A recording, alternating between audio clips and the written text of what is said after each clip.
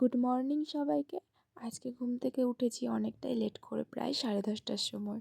তো ঘুম থেকে উঠেই ঝটপট ব্রাশ করে নিলাম, আর ব্রাশ করে একটু রাস্তা দিয়ে হাঁটতে বেরিয়েছিলাম। তারপরে এসে একটু রুটি দিয়ে মাংস খেয়ে নিলাম, আর কিছুক্ষণ পরে রেডি হয়ে বেরিয়ে পড়লাম পড়াতে যাওয়ার জন্য।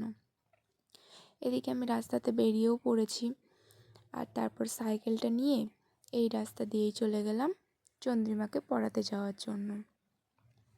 তো এদিকে আমি পড়াতে বসেও পড়েছি, আর আজকেও প্রতিদিনের মতো খাবার নিয়ে বসে পড়েছে। আমাকে বলছে কোনটা খাবো বলো আগে। আমি বললাম যে তুই রেখে দে, আগে লিখে নে তারপরে খাস। হয়তো আমার কথা শুনবেই না।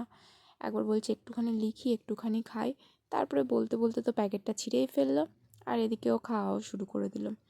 তারপর ওর সাথে আমিও একটু খেয়ে নিলাম, আর ওকে পড়িয়ে বাড়ি চলে আসলাম। বাড়ি এসে দেখি মা রেডি হয়েছে মামা বাড়ি যাবে বলে। তো আমি মাকে দিতে চলে গেলাম প্ল্যাটফর্মে, আর এদিকে দেখো আমি চলেও গেলাম টিকিট কাটতে। আর টিকিট কেটে নিয়ে এসে দাঁড়িয়েছিলাম, তারপর হঠাৎ ট্রেনটা ঢুকে গেল, আর এদিকে মাকে আমি টিকিটটা দিয়ে চলে আসলাম এপারে ট্রেনটাও ঢুকছিল। তারপর আমি বেরিয়ে পড়লাম সাইকেল নিয়ে বাড়ির উদ্দেশ্যে। আর আমি এদিকে বাড়িতে চলেও আসলাম। বাড়িতে এসে স্নান করে ভাত খেয়ে নিলাম। আজকে ছিল মাংসর ভাত। তারপরে ঘুমিয়ে পড়েছিলাম, আর ঘুম থেকে উঠেই সন্ধ্যাটা দিয়ে চলে গেলাম একটু দোকানে যাওয়ার জন্য। দোকান থেকে নিয়ে আসলাম একটা ম্যাগি।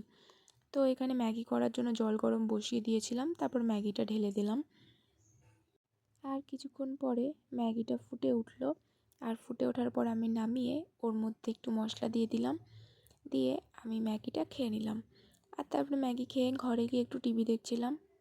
টিভি দেখা হয়ে গেলে বইও পড়ে নিলাম। চলো আজকের মতো টাটা।